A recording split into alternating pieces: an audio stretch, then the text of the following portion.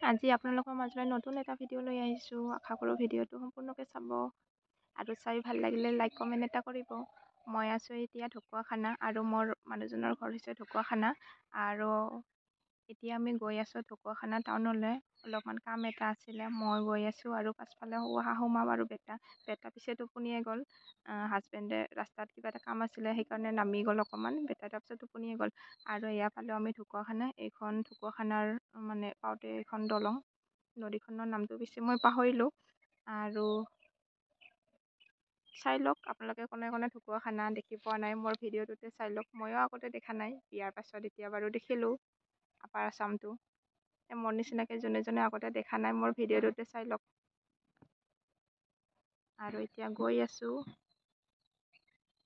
এইখনেই হৈছে ঢকুৱাখানা টাউন আৰু বৰ বেছি মানে ডাঙৰ নহয়, যিহেতু ঢকুৱাখানাটো লখিমপুৰৰে মানে এটা পাৰ্ট হয়, তথাপিও আৰু ডাঙৰেই সেইটো হিচাপত। ঢকুৱাখানাখন যিহেতু ডিষ্ট্ৰিক্ট নহয়, লখিমপুৰ ডিষ্ট্ৰিক্টতহে আছে, কিন্তু ঢকুৱাখানা বুলি ক'লে চবেই চিনি পায় আৰু চবেই জানে চাগে। আৰু এতিয়া গৈ আছোঁ আমি।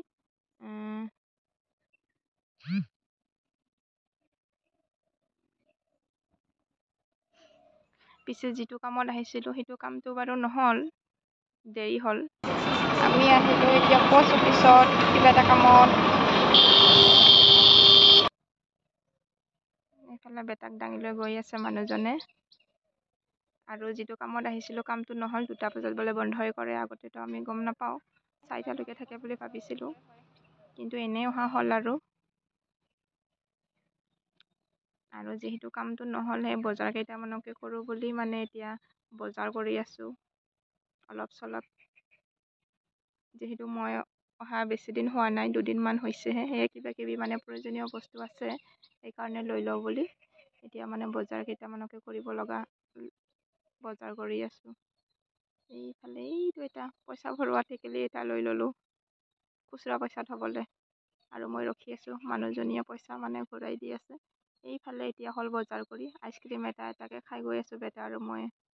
আৰু এতিয়া গ'লোঁ আমি ব্ৰহ্মপুত্ৰ মথাউৰিৰ ফালেদি, মানে এইটো মানে ৰাস্তাটো হৈছে মথাউৰি, আৰু সৌফালে দেখিছেনে, সৌফালে নদীখন আছে।